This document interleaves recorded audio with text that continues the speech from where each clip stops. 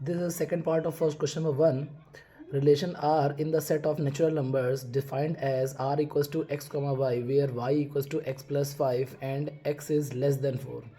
Question number 2 लिखा है कि ऐसा रिलेशन है जो कि नेचुरल नंबर के ऊपर डिपेंड कर रहा है, नेचुरल नंबर से बनेगा और रिलेशन की शर्त क्या है कि x कामा वाई जैसा ब्रैकेट होगा और यहाँ y की वैल्यू x प्लस 5 होगी जहाँ पे x की वैल्यू 4 से कम रहेगी। तो इजी क्वेश्चन है, बहुत ज़्यादा कुछ नहीं, आपको सीधा सीधा लिखना है क्योंकि y equals to x plus 5 है। एट x इक्वल्स टू 1 रख के देखेंगे, फिर एट x इक्वल्स टू 2 रख के देखेंगे, एट x इक्वल्स टू 3 रख के देखेंगे। So y equals to 1 plus 5, this is y equals to 6 आ जाएगा। मैं अगर 2 रखूँगा इस जगह पे तो 2 प्लस 5, दिस इज़ y की वैल्यू 7 आ जाएगी। और अगर y की वैल्यू 3 प्लस 5 रखेंगे तो y की वैल्यू यहाँ पे 8 आ जाएगी। इसका मतलब है जो फर्स्ट ब्रैकेट बनेगा वो 1,6 बनेगा, जो सेकंड होगा वो 2,7 बनेगा, जो थर्ड होगा वो 3,8 बनेगा। अब मैं x इक्वल्स टू 4 नहीं ले सकता क्योंकि क्वेश्चन ने मुझसे कहा है कि x की वैल्यू जो है 4 से क्या रहेगी, कम ही रहेगी। तो इसका मतलब जो मेरा रिलेशन बना है वो क्या है, वो रिलेशन बना है आपके पास 1,6, 2,7 एंड 3,8। अब इस रिलेशन को देख के मुझे ये बताना है कि ये जो रिलेशन है वो रिफ्लेक्सिव है, सिमेट्री है, ट्रांजिटिव है, ये कैसा है, ये सारे के सारे हैं। तो सबसे पहले हम रिफ्लेक्सिव की बात करते हैं। अगर मैं रिफ्लेक्सिव की बात करूं तो रिफ्लेक्सिव में आपके पास कैसा टर्म होना चाहिए था, a comma A belongs to G R जैसा, लेकिन यहाँ पे सेम नंबर का तो कोई टर्म है ही नहीं। तो इसका मतलब है हमारे पास क्योंकि 1,1, 2,2 ऐसे टर्म रिलेशन में नहीं है, इसीलिए ठीक है, इसीलिए जो आपका रिलेशन है वो इज़ नॉट रिफ्लेक्सिव है, इज़ नॉट रिफ्लेक्सिव है। अगर सपोज़ मान लीजिए कि आपके पास में, और फिर हम सिमेट्री की बात करें तो सिमेट्री की बात के लिए क्या होता है कि अगर a कॉमा बी रिलेशन का हिस्सा है तो b कॉमा ए भी उसी रिलेशन के अंदर मौजूद होना चाहिए। लेकिन देखिए हमारे पास यहाँ पे 1,6 है लेकिन 6,1 नहीं है, 2,7 है लेकिन 7,2 नहीं है, 3,8 है लेकिन 8,3 नहीं है। तो हम यहाँ पे बिल्कुल ऐसे लिखेंगे कि 1,6 तो बिलोंग कर रहा है रिलेशन को, बट 6,1 बिलोंग नहीं कर रहा है रिलेशन को, इसीलिए R is not symmetry, R symmetry नहीं है। इसके बाद अगर मैं ट्रांजिटिव की बात करूं तो ट्रांजिटिव के बारे में मैंने आपको 2 कंडीशन बताई थी कि अगर a कॉमा बी बिलोंग कर रहा है r को और b कॉमा सी बिलोंग कर रहा है r को, तो ऐसे में a कॉमा सी भी बिलोंग करेगा r को। लेकिन देखिए हमारे पास यहाँ पे ऐसा कुछ नहीं है, a 1,6 है तो वो 6 कॉमा समथिंग कुछ है नहीं। देखिए अगर 1,6 होता तो यहाँ पे वैल्यू 6 होती, तो यहाँ से 6 से शुरू होती, लेकिन ऐसा कोई ब्रैकेट हमारे पास है ही नहीं कि 1,6 है तो 6 से कोई टर्म शुरू हो। यहाँ पे 2,7 है तो 7 से कोई टर्म शुरू नहीं है, 3,8 है तो 8 से कोई टर्म शुरू नहीं है, यानी कि ये वाली कंडीशन तो नहीं लग सकती। एक कंडीशन मैंने और बताई थी इसी के अंदर, फर्स्ट जब इंट्रोडक्शन हुआ था मैंने बोला था कि अगर a comma B belongs to relation हो, फिर b से कोई भी b से कोई भी ऑर्डर्ड पेयर शुरू ना हो, तब भी वो फंक्शन ट्रांजिटिव ही कहलाएगा। इस केस में देखिए 1,6 है लेकिन 6 से कोई स्टार्ट नहीं है, 2,7 है लेकिन 7 से कोई स्टार्ट नहीं है, 3,8 है इसलिए 8 से कोई स्टार्ट नहीं है। इसका मतलब ये फंक्शन जो है सेकंड कंडीशन के अकॉर्डिंग क्या हो जाएगा, ट्रांजिटिव हो जाएगा। तो हम यहाँ पे ऐसे ही लिखेंगे, तो बस कुछ नहीं लिखिएगा, आप सीधा लिखिएगा R is transitive, R is transitive. तो मतलब आपका ये फंक्शन कैसा रहा, ये फंक्शन हमारे पास, ये रिलेशन हमारे पास रही है कि ना तो ये रिफ्लेक्सिव है, ठीक है, neither reflexive nor symmetry, but transitive है ये। ओके, समझ में आ गया होगा। आई होप, कोई प्रॉब्लम होगी तो आप कमेंट कर दीजिएगा। चलिए क्वेश्चन नंबर 3 देखते हैं फिर। So this is question number third part है फर्स्ट का। Relation R in the set A 1 2 3 4 5 6 defined as R equals to X comma Y where Y is divisible by X. आपको बोल रहा है कि ए एक सेट है जिसमें 1 2 3 4 5 6 करके 6 एलिमेंट्स हैं और रिलेशन ऐसा है कि x कॉमा वाई है, मतलब एक ब्रैकेट में अगर आगे एक नंबर है पीछे एक नंबर है तो जो पीछे वाला नंबर है यानी कि जो y है वो आगे वाले नंबर x से डिविजिबल होना चाहिए। तो हमारे पास इसमें कितने सारे टर्म बनेंगे, आप सीधा r लिखेंगे यहाँ पे। अब देखिए जो 1,1 होता है वो सभी से डिविजिबल है ना, 1,2, 1,3, 1,4, 1,5 और 1,6, है ना। देखिए क्योंकि ये जो पीछे वाला जो टर्म है वो 1 से तो डिविजिबल हो जाएगा, तो 1 के सारे टर्म आ जाएंगे। अगर 2 की बात की जाए तो 2,2 आपके पास आ जाएगा, 2,4 आ जाएगा और 2,6 आ जाएगा। अगर 3 की बात की जाए तो 3,3 आ जाएगा, फिर 3,6 आ जाएगा और कोई नहीं आएगा। 4 में सिर्फ 4,4 आएगा और कोई नहीं आएगा। 5 में बात की जाए तो 5,5 आ जाएगा और 6 में बात की जाए तो 6,6 आ जाएगा। इसके अलावा कोई और टर्म हमारे पास नहीं है। अब ये हमने रिलेशन बना लिया, अब इस रिलेशन के अकॉर्डिंग हमें रिफ्लेक्सिव चेक करना है। तो देखिए रिफ्लेक्सिव की बात करें अगर हम लोग, तो रिफ्लेक्सिव में क्या है हमारे पास, देखिए 1,1, 2,2 और 3,3 तीनों के तीनों हमारे पास बिलोंग कर रहे हैं। इसका मतलब yes it is reflexive, it is reflexive. अगर हम सिमेट्री की बात करें तो सिमेट्री के लिए हमारे पास देखिए, अगर हमारे पास एक 1,2 है तो देखिए 1,2 है तो 2,1 हमारे पास बिलोंग नहीं कर रहा है। यानी कि देखिए 1,2 है तो 1,2 है, 1,2 अगर मेरे रिलेशन को बिलोंग कर रहा है, लेकिन 2,1 जो है वो मेरे रिलेशन को बिलोंग नहीं कर रहा है। और जाहिर सी बात है अगर आगे वाला नंबर पीछे को डिविजिबल कर रहा है तो पीछे वाला आगे को डिविजिबल नहीं कर सकता।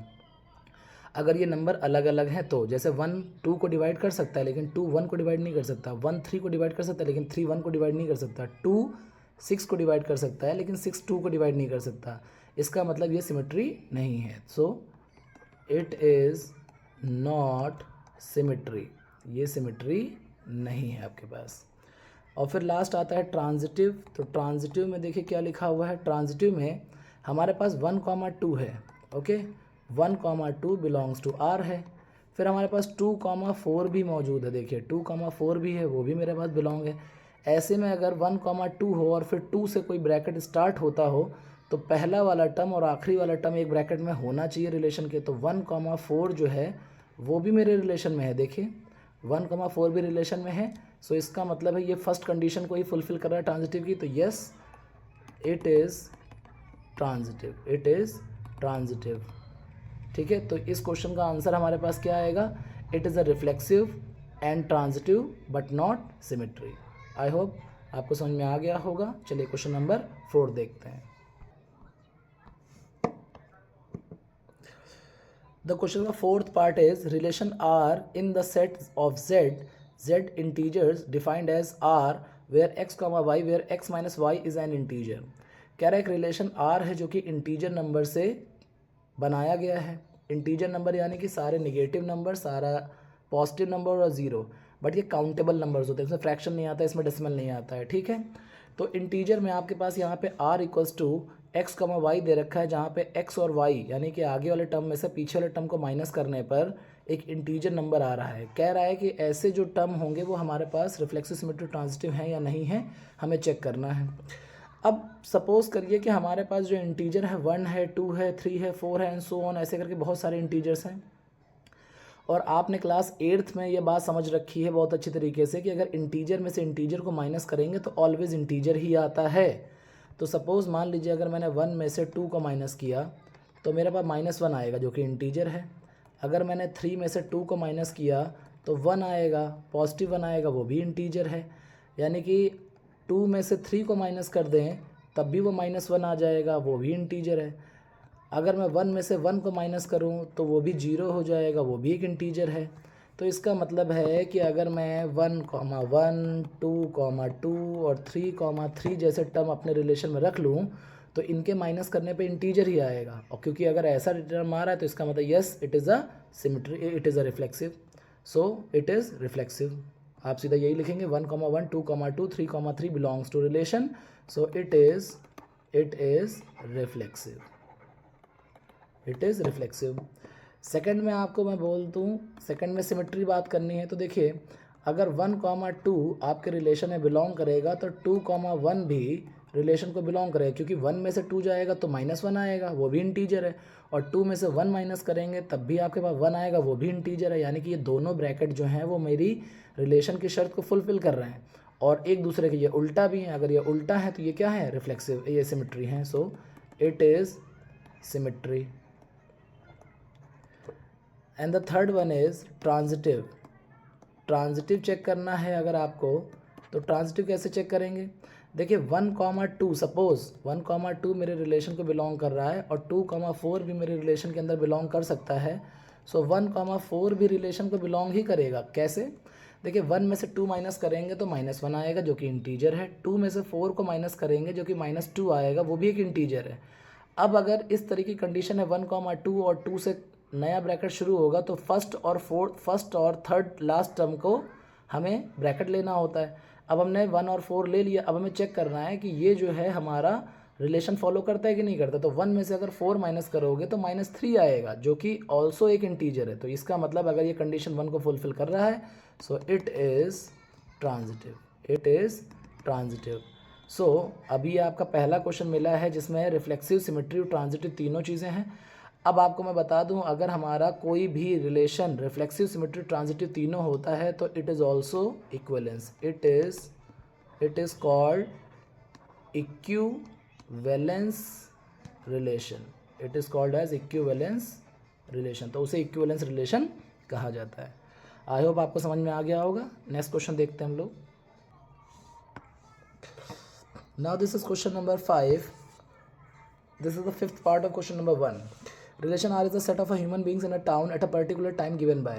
किसी शहर में रहने वाले ह्यूमन बींग्स का रिलेशन है एक पर्टिकुलर टाइम पे। इसमें 5 पार्ट में फर्स्ट पार्ट लिखा हुआ है if R equals to x, y है, जिसमें x and y work at the same place.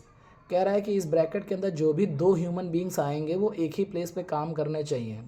अब एक बात आप समझे रहिएगा कि अगर कोई एक व्यक्ति किसी शहर में काम कर रहा है तो वो अपने आप में उसी शहर में रहता है। मतलब अगर मैं आपसे बोलूं कि x, x रिलेशन को बिलोंग करेगा तो ऑफकोर्स करेगा। x एक पर्सन है, ठीक है, और वो उस शहर में रहता है, तो अगर मैं उसी पर्सन को दूसरी जगह पे ले लूँ तब भी वो उसी शहर में रहता है। तो x, जो है वो इस रिलेशन में आ सकता है, y भी इस रिलेशन में आ सकता है। इस तरह से हम कह सकते हैं कि ये क्या है, ये एक रिफ्लेक्सिव है। सो इट इज़ रिफ्लेक्सिव। आप समझिए जैसे कि हम लोग समझते हैं ना कि एक लाइन अपने आप की पैरेलल होती है, वैसे ही एक पर्सन अपने आप में उसी प्लेस पर मौजूद है। तो x हो सकता है, ठीक है, ये बात आप याद रखिएगा। आप ऐसा मत समझिएगा कि एक आदमी अगर है तो दूसरा यहाँ पे कोई चाहिए। आप सेम पर्सन को भी सेम प्लेस पे दिखा सकते हैं। तो इसलिए क्योंकि x, y, z, ये सभी लोग एक शहर में रहते हैं, इसलिए रिफ्लेक्सिव भी हो सकता है। सेकंड कंडीशन के लिए देखें, अगर ये फर्स्ट कंडीशन होगी, सेकंड कंडीशन के लिए देखें तो देखिए अगर x, y एक रिलेशन में रहते हैं और y एंड y, x भी उस शहर में रहते हैं। देखिए कैसे x और y दोनों एक शहर में रहते हैं, या आप ऐसे बोलिए कि x y के शहर में रहता है। तो देखिए यहाँ y भी तो x के शहर में, दोनों एक ही जगह तो रहते हैं। यानी कि अगर हम इन्हें इंटरचेंज कर देंगे तो बात बदल नहीं सकती। x और y दोनों एक शहर में रहते हैं, या आप बोलिए कि y और x एक ही शहर में रहते हैं, जिसका मतलब क्योंकि ये एक दूसरे के उल्टा है, इसका मतलब ये सिमेट्री भी है। तो yes, it is symmetry. Third condition में अगर हम बात करें तो हमें यहाँ पे एक तीसरा पर्सन लेना पड़ेगा। सपोज़ कि जैसे x और y उस शहर में रहते हैं और y का कोई दोस्त है z, वो भी उसी शहर में रहता है। तो अब x और y उसी शहर में रहते हैं, y और z भी उसी शहर में रहते हैं। सो ऐसे में कंफर्म हो गया ना कि जो x होगा वो z वो भी उसी शहर में रहते हैं, क्योंकि x और y एक ही शहर में रहते हैं। सपोज़ मान लीजिए x और y दोनों दिल्ली में रहते हैं, तो अगर y दिल्ली में रहता है तो y का दोस्त जो z है वो भी दिल्ली में रह रहा है। तो ऐसा कि इसका मतलब हो गया ना कि x और z दोनों दिल्ली में ही तो रहते हैं। इसका मतलब ये वाला x, z जो है वो भी मेरे रिलेशन को फुलफिल करेगा। तो यस, इट इज़ ट्रांजिटिव। तो ये क्या हो जाएगा, ट्रांजिटिव भी हो जाएगा। आई होप आपको ये पार्ट समझ में आ गया होगा। सेकेंड पार्ट देखिए इसका, इसमें लिखा हुआ है where R equals to x, y where x and y live in the same locality. अब सेम क्वेश्चन होगा, वहाँ पे सेम प्लेस बोला था, यहाँ पे सेम लोकेलिटी बोलिए। सेम टू सेम क्वेश्चन होगा, कोई भी चेंजेस आपको नहीं करने हैं, एज इट इज़ करना है, बिल्कुल कोई भी डिफरेंस नहीं रहेगा। सेम क्वेश्चन आपको क्या कर देना है, सेकेंड पार्ट में भी लिख देना है। आइए थर्ड पार्ट देखते हैं। Where c equals to x, y where x exactly 7 centimetre taller than y। x जो है वो y से 7 सेंटीमीटर टॉलर है। थर्ड पार्ट में आपके पास यहाँ पे बोल रखा था उसने कि एक रिलेशन आर है जिसमें एक्स कॉमा वाई एक ही घर रहते हैं और वहाँ X is exactly 7 centimetre taller than Y है। This is my relation. Now अब एक बात समझिए, सबसे पहले अगर मैं रिफ्लेक्सिव के लिए जाऊँ, रिफ्लेक्सिव के लिए तो देखिए एक्स कॉमा एक्स मेरे रिलेशन को बिलोंग ही नहीं करेगा। क्यों नहीं करेगा समझिए, x जो है वो y से 7 सेंटीमीटर बड़ा है। y बोले तो ये बगल में, यानी कि जो रेंज है आपके पास, तो आगे वाला नंबर पीछे वाले से हमेशा 7 सेंटीमीटर बड़ा होना चाहिए इस क्वेश्चन के अंदर। लेकिन अगर मैं दोनों जगह पे सेम पर्सन को प्लेस कर दूंगा तो आगे वाला और पीछे वाला तो सेम हाइट का हो गया ना, ये आगे वाला उससे 7 सेंटीमीटर बड़ा थोड़ी हो जाएगा। सपोज दैट कि आप यहाँ पे हैं और आप ही यहाँ पर भी हैं, तो यहाँ पे आपकी हाइट पुराने यहाँ वाली हाइट से 7 सेंटीमीटर ज़्यादा थोड़ी हो जाएगी, यानी कि x comma x, y comma y, z comma z ये इस रिलेशन को बिलोंग ही नहीं कर सकते। तो ये क्या है, it is not symmetry, it is not reflexive, sorry it is not reflexive. In a second part this is, अब देखिए x belongs to x comma y relation में है। अब ये बात ठीक है कि जो x है वो y से 7 सेंटीमीटर बड़ा हो सकता है, ऑफकोर्स हो सकता है। सपोज़ ये आप x जो है वो आप हैं, y आपका दोस्त है और आप जो है अपने दोस्त से 7 सेंटीमीटर बड़े हैं। तो अगर मैं इस रिलेशन को पलट दूं तो आपका दोस्त आपसे 7 सेंटीमीटर बड़ा थोड़ी हो जाएगा। आपका दोस्त आगे कर दिए हैं, आपको पीछे कर दिया है। अभी तक आप 7 सेंटीमीटर बड़े थे ना, तो आप जब पीछे चले जाओगे तो अब वो आपका फ्रेंड 7 सेंटीमीटर बड़ा थोड़ी हो जाएगा, यानी कि ये कंडीशन पॉसिबल नहीं है, यानी कि रिलेशन में नहीं आ सकती। सो it is not symmetry, it is not symmetry. Third condition में देखिए, थर्ड कंडीशन में सपोज़ x जो है वो y से 7 सेंटीमीटर बड़ा है, x जो है वो y से 7 सेंटीमीटर बड़ा है और y जो है वो अपना कोई z है उससे भी 7 सेंटीमीटर बड़ा है, तो कोई बात नहीं, बहुत अच्छी बात है। ये 7 सेंटीमीटर बड़ा है y से, ठीक है, और जो y है वो z से 7 सेंटीमीटर बड़ा है।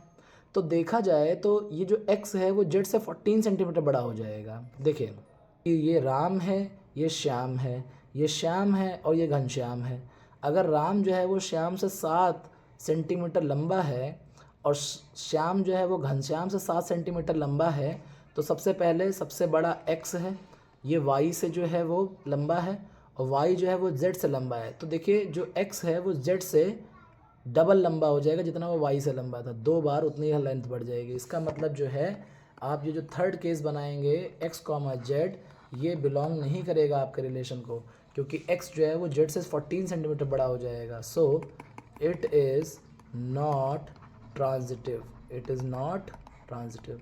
सो ये क्वेश्चन में ना तो रिफ्लेक्सिव है, ना तो सिमेट्री है और ना ही ये ट्रांजिटिव है। आई होप आपको ये बात समझ में आ गई होगी, ठीक है। आइए नेक्स्ट पार्ट देखते हैं। फोर्थ पार्ट आपको दे रखा है कि where R is a relation x comma y where x is the wife of Y.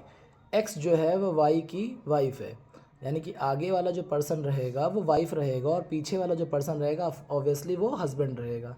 तो आइए इस पार्ट को देखते हैं। पार्ट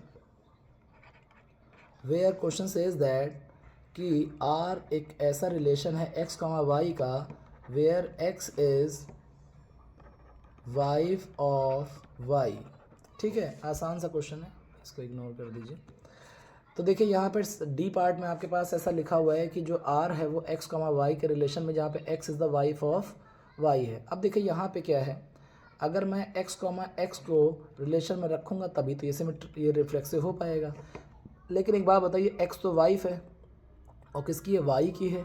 अब एक्स की ही वाइफ थोड़ी हो सकती है, ये रिलेशन पॉसिबल ही नहीं है। इसका मतलब क्या हो गया, ये आपका रिफ्लेक्सिव नहीं होगा, it is not reflexive. Second part में अगर मैं आपको बात बताऊं तो देखिए एक्स वाई की वाइफ है, ये बात तो पक्का है, ठीक है। ये क्वेश्चन में दे रखा है कि जो एक्स है वो वाई की वाइफ है। अब अगर मैं इसे उल्टा कर दूं, वाई कॉमा एक्स कर दूं, तो देखिए जो वाई था, जो पति था, वो आगे आ गया है और एक्स जो है पत्नी वो पीछे चली गई। अब आगे वाला पीछे की पत्नी थोड़ी हो सकता है, अब हस्बैंड था ना, ये वाइफ नहीं हो सकता। तो इसका मतलब ये भी एक रिलेशन पॉसिबल नहीं है, तो इट इज़ नॉट सिमिट्री, तो ये सिमिट्री की कंडीशन भी नहीं हो सकती है। और थर्ड में आपको बोल रखा है ट्रांजिटिव, तो ट्रांजिटिव में देखिए अगर x y की पत्नी है, x जो है वो y की पत्नी है, तो y जो है वो किसी z की पत्नी कैसे हो सकती है, यही नहीं हो पाएगा, ठीक है, यही पॉसिबल कंडीशन नहीं है। अगर यही कंडीशन नहीं है यानी कि y से कोई z स्टार्ट, कोई y से जो है कोई भी ब्रैकेट स्टार्ट हो ही नहीं सकता, तो ये ट्रांजिटिव की सेकंड कंडीशन को फुलफ़िल करने लगा है। सो अगर वो फुलफ़िल कर रहा है तो इट इज़ ट्रांजिटिव हो जाएगा, वो क्या हो जाएगा, ट्रांजिटिव हो जाएगा। x जो है वो y को x जो है वो y की पत्नी है, लेकिन y जो है वो z की पत्नी नहीं हो सकती, ये कंडीशन ही नहीं हो सकती है, तो यानी कि y से कोई ब्रैकेट स्टार्ट ही नहीं कर सकता मैं, और अगर y से कोई ब्रैकेट स्टार्ट नहीं हो रहा है तो ट्रांजिटिव की सेकंड वाली जो शर्त है वो फुलफ़िल हो जा रही है और ये फंक्शन जो है वो ट्रांजिटिव हो जा रहा है। जो लास्ट पार्ट है ई, उसमें लिखा हुआ है कि रिलेशन r जो है वो x, y के फॉर्म में दिखाई पड़ रहा है, where x is the father of y रहेगा, ठीक है। अब जो x है यानी कि आगे वाला जो है पीछे वाले का फादर है, तो अब देखते हैं क्या हो रहा है। अब x है, ये बिलोंग्स टू रिलेशन है। अब जब x जो है वो फादर था तो अपने आप का फादर थोड़ी हो सकता है, यानी कि ये तो रिलेशन हो ही नहीं सकता, तो इट इज़ नॉट रिफ्लेक्सिव, ये रिफ्लेक्सिव कंडीशन नहीं हो सकती। सेकंड में x is the father of y है, ये बात बिल्कुल सही है, कंडीशन क्वेश्चन नहीं दे रखी कि जो आगे वाला है वो पीछे वाले का क्या है, फादर है। तो अगर मैं इसे पलट दूँ तो जो पीछे वाला y होगा ये तो बेटा था ना, x तो फादर था, तो y जो बेटा हो सकता है या बेटी हो सकती है। अब y जो है वो x का फादर तो हो ही नहीं सकता, यानी कि ये कंडीशन यहाँ पे हो ही नहीं सकती है, ये रिलेशन नहीं बन सकता, तो it is not symmetry, it is not symmetry. और थर्ड कंडीशन की बात करें तो इसमें मान लीजिए कि कोई x है वो y का फादर है, x जो है वो y का फादर है और y किसी z का फादर है, ये कंडीशन पॉसिबल है। समझिए, देखिए कैसे, x जो है वो फादर है, y उसका बेटा हो सकता है। अब y जो है वो हो सकता है शादीशुदा हो, उसका भी एक बेटा हो सकता है y का भी एक बेटा है, कौन, z, तो y भी तो फादर हो सकता है, यानी कि ये वाला जो ब्रैकेट है ये मेरे रिलेशन की शर्त को पूरा कर सकता है। रिलेशन कह रहा है कि ब्रैकेट में अगर दो लोग ऐसे दिखाई पड़े तो आगे वाला जो है वो पीछे वाले का फादर है, तो जो y है वो किसी z का फादर हो सकता है यहाँ पे, ठीक है। अब अगर इसकी कंडीशन पे जाएं तो हमें x, z का जो बिलोंग करेगा वो रिलेशन में है कि नहीं हमें चेक करना है।